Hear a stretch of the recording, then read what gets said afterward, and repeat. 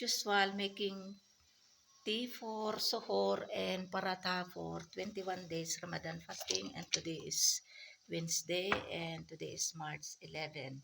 So making paratha, and then I make hot only little rice for me, and little also I make hot for chicken clay or chicken curry.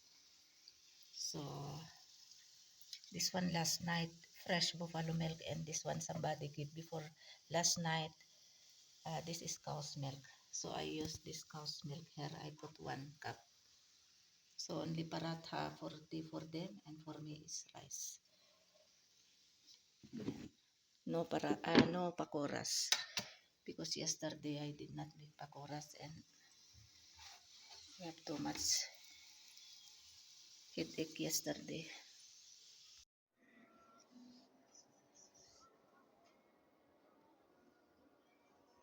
Now close fasting. Time is 4:57 a.m. Ayan, may ano na, azan na. Tapos na yung siren.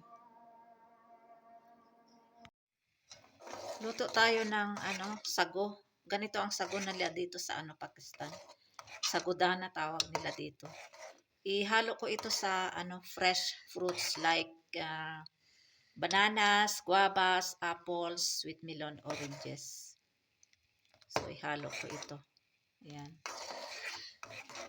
Ang liliit, no? Di kagaya sa atin na sago na may color pa. Yung iba may green, may yellow, red. Dito ito lang, ganito lang ang nila dito, sago. Ayan. Konti lang itong ina ko, meron pang konti. Ito lahat yung aking gagawin na fresh fruits salad. Oranges, bananas, 2 bananas lang ito, 2 oranges, tapos 2 apples. Ito yung, ano ba ito man? Ito yung guavas. Isang malaki na guava, then sweet melon, and dates. So, paghalo-haloin ko ito lahat. Ayan, silangga ang ingay. Ilagay ko ito lahat dito, and then lagyan ko din ng sago. Yung sagodana tawag nila dito. Pero hindi ko ito ilagay lahat. Marami pala yung binoil ko. Hatiin ko ito bukas ulit yung iba.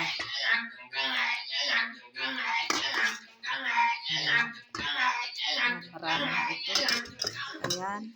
And then, ito yung fresh cow's milk na binigay nung isang araw. So, lagyan ko ito ng tawag dyan. Fresh cow's milk. Ay, yung cream niya. Pero okay lang, lagyan ng cream. Parang na din yang Nestle cream. Walang condensed milk. Ganito kasimple ang fruit salad dito, fruit chat. So, sugar, 2 tablespoon ilagay ko dito. Ayan. Ayan. Tapos, ito naman yung pinagbalatan ko. Kakainin ito ng kambing. So, ilagay ko ito lahat dito. Buhos ko lahat dito. Ayan.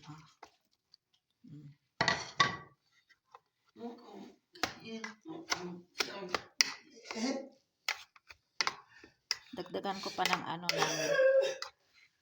dagdagan ko pa ng gatas.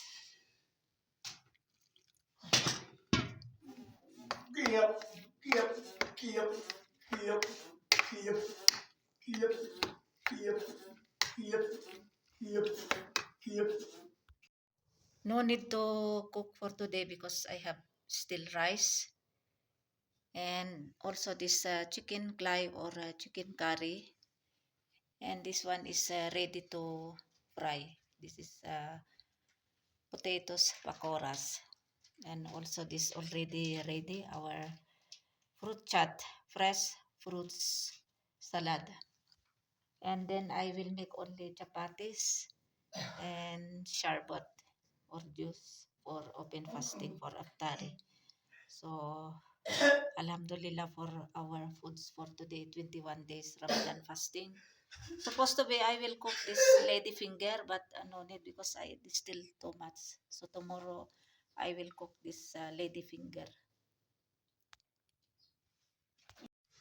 Rice is ready and chicken clay or chicken curry. This is yesterday leftover and chapatis just now I made.